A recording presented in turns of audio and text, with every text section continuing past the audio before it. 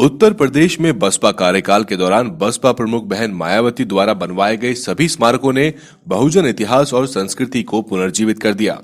लखनऊ के गोमती नगर स्थित अंबेडकर स्मारक में बहुजन महापुरुषों की विशाल प्रतिमाएं लगी हैं और भगवान बुद्ध और बहुजन संस्कृति की झलक जगह जगह दिखाई पड़ती है।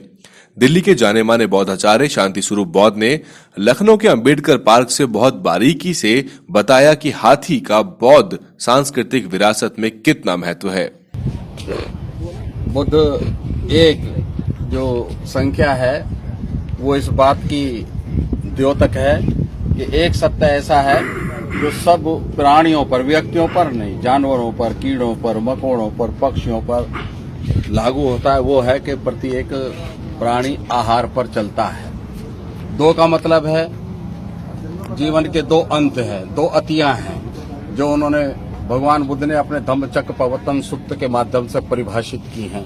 एक अति है जीवन में सुख भोग की पराकाष्ठा और एक अति है हर प्रकार के त्याग, तपस्या, कठिन तपस्या की पराकाष्ठा। बुद्ध दोनों के बीच में से मध्यम मार्ग का प्रतिपादन करते हैं। इसी प्रकार 3 का मतलब त्रिशरण है, 4 का मतलब 4 आर्य सत्य है, 5 का मतलब 5 शील है, 6 का मतलब 6 सदायसन है, 7 का मतलब सत्य विज्ञप्ति है, 8 का मतलब अष्टांगिक मार्ग है। इसी प्रकार से बौद्ध धर्म में संख्याओं का बड़ा महत्व है। सम्राट अशोक का जो धम्म चक्र है उसमें 24 आरे हैं और 4 शेरों की मूर्ति के ऊपर जो धम्म चक्र होता था जो टूटी अवस्था में प्राप्त हुआ, और सारनाथ में 4 शेर की मूर्ति के पीछे दीवार पर जिनको लगाया गया है उसमें 32 आरे थे। वो भगवान बुद्ध के 32 महापुरुष लक्षण के प्रतीक हैं। इसी प्रकार से ये जो 60 हाथी यहाँ लगे हैं इनका भी एक बहुत महत्वपूर्ण अर्थ है। अर्थ यह है कि भगवान बुद्ध ने इस उत्तर प्रदेश के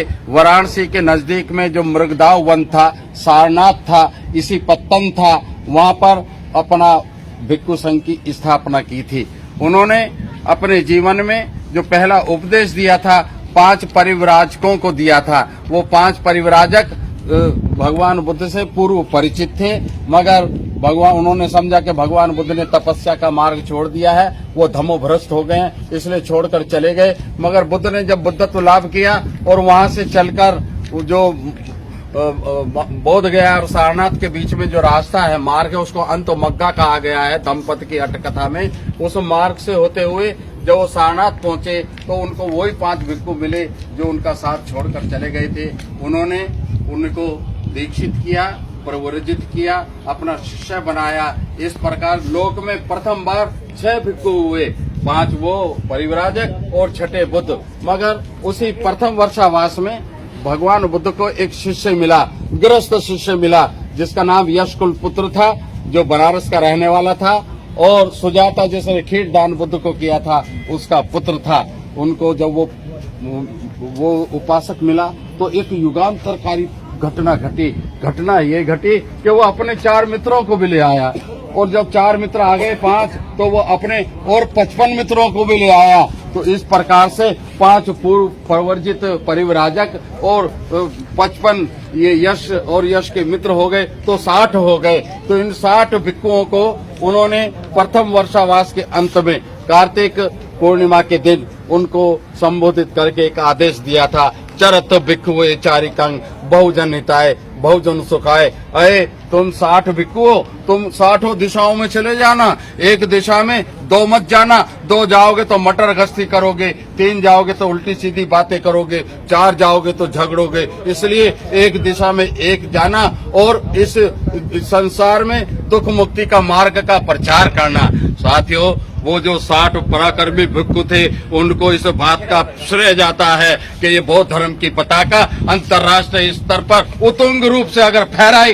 तो उन 60 भिक्षुओं के माध्यम से। वो 60 भिक्षुओं ने जब कहा ना चरत भिक्षुए चारिकं के जाओ, चारिका करो, पैदल चल के जाओ, तो इसका मतलब ये था कि उन्होंने अपने प्रथम वर्षावास के 4 महीने में उन 60 भिक्षुओं को ज्ञान का कुआं बनाया था, ज्ञान का कुंभ बनाया था। बुद्ध से पहले एक लोकोक्ति चलती थी, प्यासा कुएं के पास जाएगा, कुआं प्यासे के पास नहीं जाएगा। मगर बुद्ध ने अपने 60 शिष्यों को कहा, परिवर्जित शिष्यों को कहा कि अब आप ज्ञान के कुएं बन गए हो, जाओ ज्ञान के प्यासे लोगों के पास जाओ, ज्ञान के जो अज्ञान के अंधकार में डूबे हैं उनके पास जाओ और उनको दुख मुक्ति का मार्ग बताओ। तो उन 60 भिक्षुओं का पराक्रम था, जिनके कारण ये बौद्ध धर्म भगवान बुद्ध की देशनाओं के आधार पर स्थापित दर्शन सारे संसार में फैला। मायावती जी ने, हम कृतज्ञ हैं उनके प्रति, ऋणी हैं उनके प्रति, उन्होंने उन 60 भिक्षुओं की संख्या को लेकर यहाँ 60 हाथी स्थापित किए हैं। ये 60 संख्या का जो आपने अर्थ पूछा उसका खाली इतना सा ही निहितार्थ है और आगे चलकर और कुछ बताएंगे। फिलहाल हम यहीं पर विराम लेते हैं। बहुजन मीडिया को मजबूत करने के लिए दलित न्यूज नेटवर्क को नीचे लाल रंग के सब्सक्राइब बटन को दबाकर दबाएं घंटी का बटन।